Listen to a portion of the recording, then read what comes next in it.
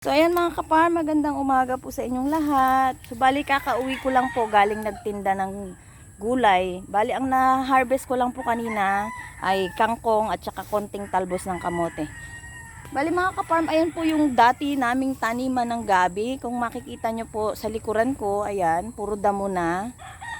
Kaya yung mga suki ko po na naghahanap sa akin ng takway, yung mga nagtatanong, ayan po yung itsura ng dating gabihan namin. So kung makikita nyo po, wala nang mga dahon. Ang gabi po kasi, pag walang dahon, wala rin pong takway.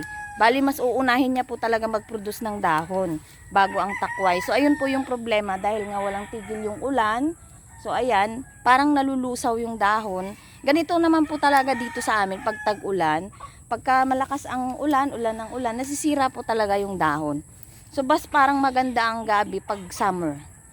So ayun lang mga kapar, maraming salamat po. Bye!